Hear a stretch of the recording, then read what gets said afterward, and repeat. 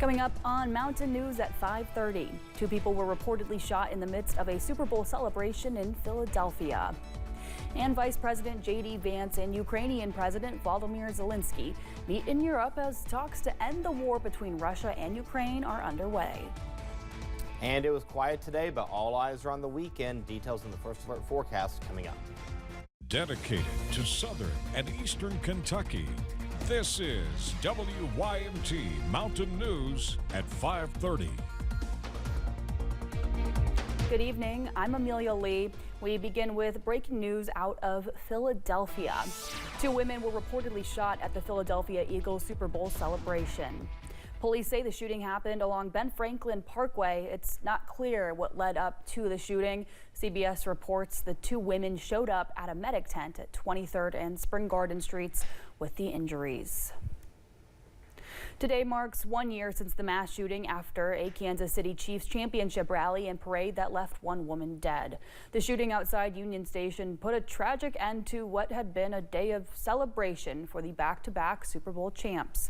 3 men were charged with murder and another with felony charges in connection to the shooting. A 43-year-old local DJ and radio host was shot and killed.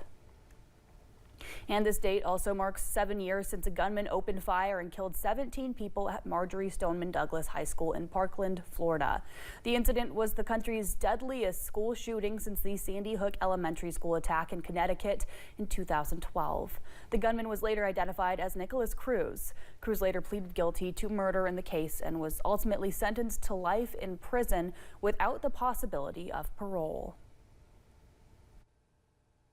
All right, so we do have some advisories on the map. Let's go ahead and take a look here at the latest. We have that flood warning that starts Sunday morning for Martin, Mingo, and Wayne County in West Virginia, and then another one for the southern portion of Martin and Mingo County, as well as portions of Pike County until Monday morning. We have a flood advisory in effect for Floyd County. This starts, well, it's in effect now and goes into effect until Saturday afternoon. Then we have the flood warning in effect for portions of Estill and Lee County.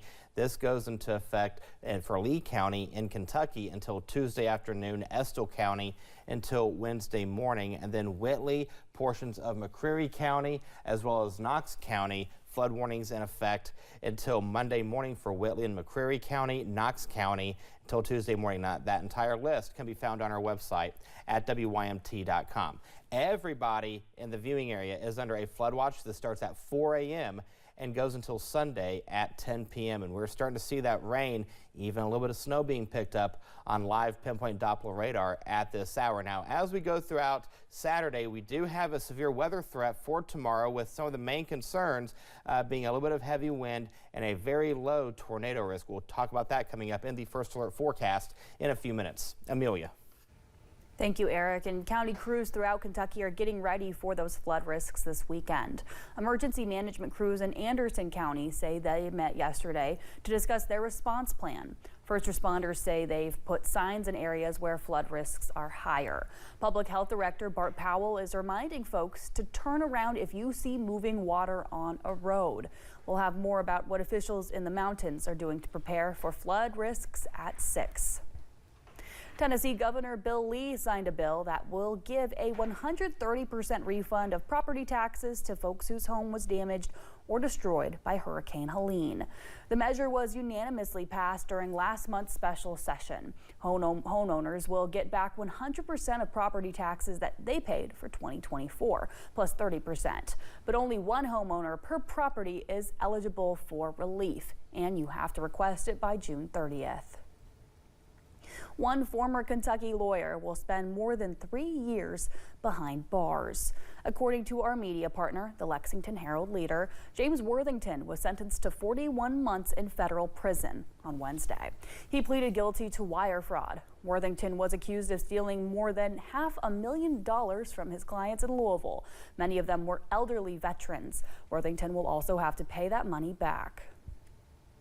Kentucky lawmakers filed more bills in the legislative session, including one looking to introduce harsher penalties for credit card fraud. Senate Bill 130 would make tampering with gift cards a Class D felony. The bill was introduced on Tuesday and went to the Judiciary Committee yesterday. A similar bill is going through the House. President Donald Trump and Vice President J.D. Vance met with Ukrainian President Volodymyr Zelensky during a conference in Germany of allies defending Ukraine in its war with Russia. The Trump administration is pushing for Ukraine and Russia to settle on a peace deal. CBS's Erica Brown has more details from the White House.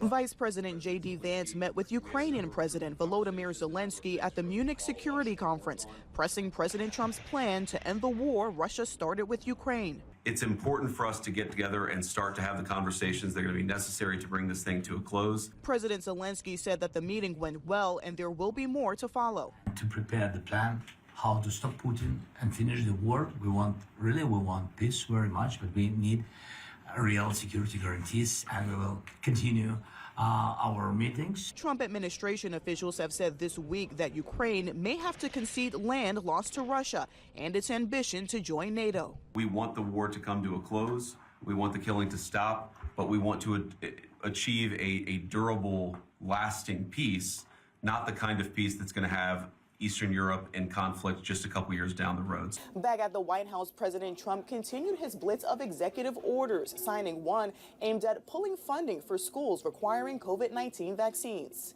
And Elon Musk's Department of Government Efficiency's campaign to slash government is also full speed ahead, with thousands of the newest federal workers getting pink slips. We've also begun the process of canceling a significant number of contracts. And as far as the layoffs go, I don't have the exact number, but yes, those will be forthcoming. Friday afternoon, the attorneys general for New York and Connecticut announced they were suing to stop DOJ from accessing Americans' private information stored at the Treasury Department.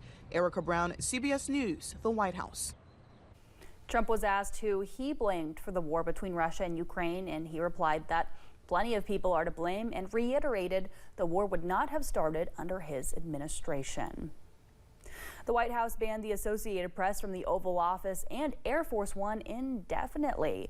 The AP was singled out by the Trump administration earlier this week over its use of Gulf of Mexico instead of Gulf of America. Last month, President Donald Trump said the U.S. government would rename the body of water.